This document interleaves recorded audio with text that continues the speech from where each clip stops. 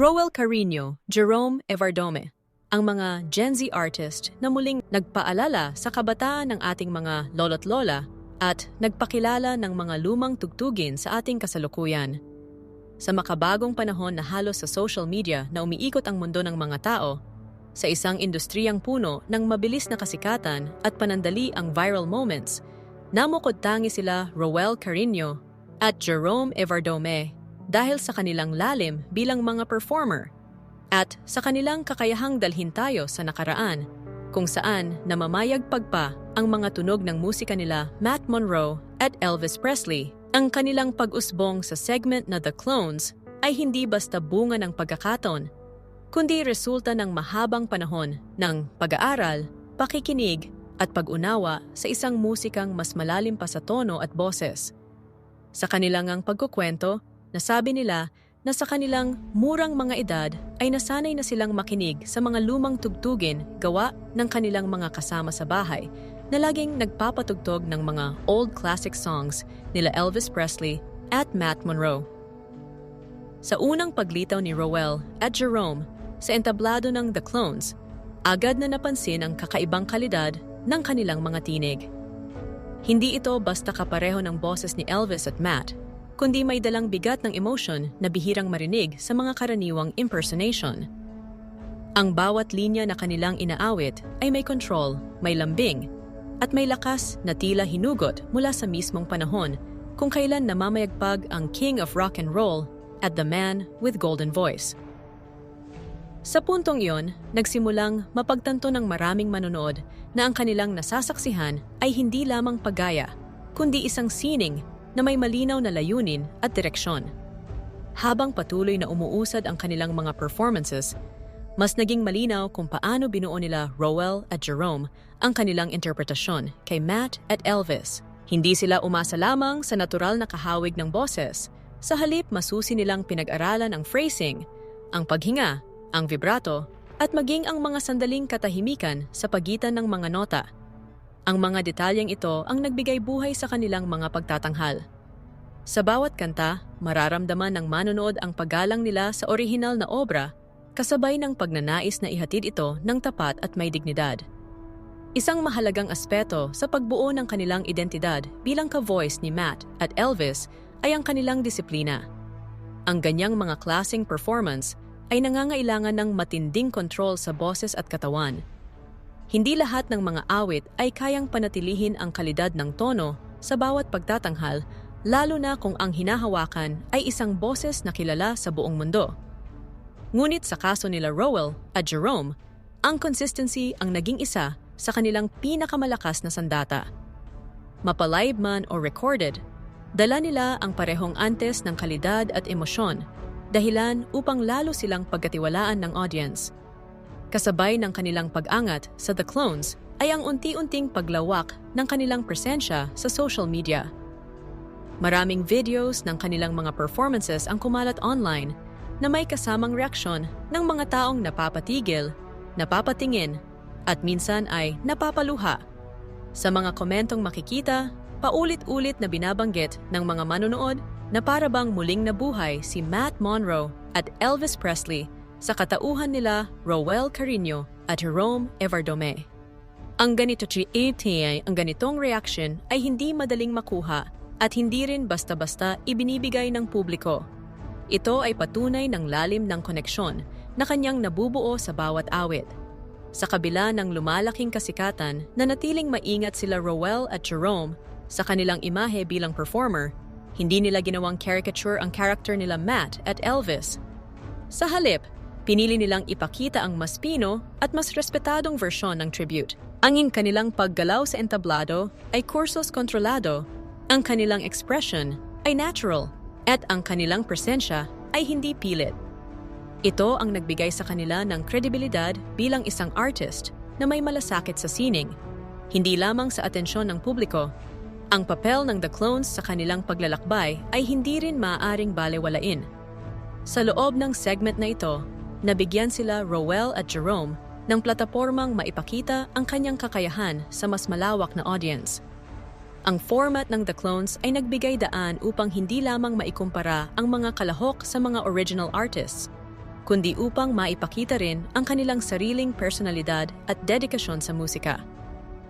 Sa ganitong konteksto, mas lalong namukod-tangi sila Rowell at Jerome dahil sa kanilang kakayahang panatilihin ang balanse sa pagitan ng tribute at pagiging isang ganap na performer. Habang tumatagal, unti-unting nagbabago ang tingin ng publiko kay Rowell Carino at Jerome Everdome. Mula sa pagiging ka-voice nila Matt at Elvis, siya ay kinikilala na bilang isang music artist na may sariling identidad. Oo, dala pa rin nila ang tunog at alaala ng mga alamat. Ngunit ang paraan ng kanilang pagdadala nito ay may tatak ng pagka-Filipino, may puso, at may sariling emosyonal na lalim. Ang kanilang mga performances ay nagiging tulay sa pagitan ng nakaraan at kasalukuyan. Pinagbubuklod ang mga henerasyong lumaki kina Matt at Elvis, at ang mga kabataang ngayon pa lamang ito natutuklasan. Ang kanilang mga interpretasyon ay mas naging kontrolado, mas pinong pakinggan, at mas puno ng emosyonal na lalim.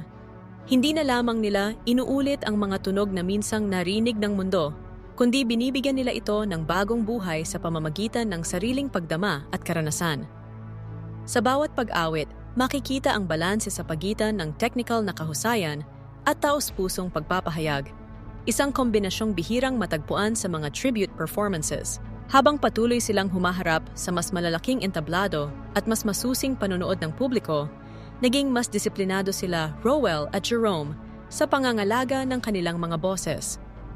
Ang pagganap bilang Matt Monro at Elvis Presley ay hindi biro sapagat nangangailangan ito ng lakas, tibay at konsistensya. Sa likod ng mga makikinang na ilaw at palakpakan, naroon ang tahimik na sakripisyo, ang maingat na pagpili ng mga kantang aangkop sa kanilang vocal range, at ang patuloy na paghasa sa kanilang technique upang mapanatili ang kalidad ng bawat pagtatanghal. Kasabay nito, mas naging mapanuri rin ang publiko sa kanilang ginagawa. May patas na paghambing, may patas na kritiko sa stage na naghahanap ng kaibahan. Sa halip na panghinaan ng loob, ginamit nila Rowell at Jerome ang mga ito bilang hamon upang lalo pang pagbutihin ang kanilang sining. Ang ganitong pagharap sa pressure ay patunay ng kanilang profesionalismo at ng kanilang seryosong pananaw sa musika bilang isang pangmatagalang landas, hindi lamang isang pansamantalang papel sa telebisyon. Unti-unti ring napansin ang mga manonood na may mga sandali sa kanilang mga performances kung saan ramdam ang personal na interpretasyon nila Rowell at Jerome. May mga linya ng kanta na mas pinapahaba nila ang emosyon. May mga nota na binibigyang diin hindi para magpakitang gilas, kundi upang mas lalong maipadama ang mensahe ng awit. Sa ganitong paraan, nagiging mas buhay ang musika at mas nagiging makabuluhan ang karanasan ng audience. Ang mga kantang dati ay naririnig lamang sa lumang plaka o recordings ay muling nagkakaroon ng saysay sa kasalukuyang panahon. Ang impluwensya nila, Rowell Carino at Jerome Everdome, ay hindi rin nananatili lamang sa mga tagahangan nila Matt Monro at Elvis Presley. Marami sa mga kabataang manonood ang unang beses pa lamang nakarinig ng mga awitin nila, The Man with Golden Voice at King of Rock and Roll, dahil sa kanilang mga pagtatanghal. Sa ganitong konteksto, nagiging tulay sila Rowell at Jerome sa pagitan ng nakaraan at kasalukuyan, ipinapakilala ang isang alamat sa bagong henerasyon nang hindi binabawasan ang dignidad at kahalagahan nito. Habang lumalalim ang kanilang karera, mas nagiging malinaw na ang kanilang contribution ay higit pa sa pagiging ka-voice. Sila ay nagiging mga bahagi ng patuloy na pag-ikot ng musika kung saan ang mga klasikong awitin ay muling nabibigyang buhay sa pamamagitan ng mga artistang may tunay na malasakit at paggalang sa pinagmulan. Ang kanilang presensya sa entablado ay nagiging paalala na ang musika ay hindi naluluma, basta't ito ay inihehatid ng tapat at may puso. Sa puntong ito, ang kwento nila Rowell Carino at Jerome Everdome ay nagiging simbolo ng kung paano ang isang Pilipinong artist ay kayang magdala ng pandaigdigang pamana ng may dignidad at kalidad. Hindi nila inangkin ang alamat, ngunit inalagaan nila ito. Hindi nila pinalitan ang orihinal, ngunit binigyan nila ito ng bagong tinig sa makabagong panahon. Sa bawat pagtatanghal, mas lalong tumitibay ang paniniwala ng publiko na ang kanilang ginagawa ay isang anyo ng sining na nararapat kilalanin at pahalagahan. At habang patuloy ang kanilang paglalakbay, malinaw na ang pagbuhay nila Roel Carino at Jerome Evardome sa alamat nila Matt Monroe at Elvis Presley ay hindi isang tapos na kwento kundi isang patuloy na proseso. Isang proseso ng pagkatuto, paggalang, at pagbabahagi ng musika na patuloy na tatagos sa puso ng mga manonood ngayon at sa mga susunod pang henerasyon.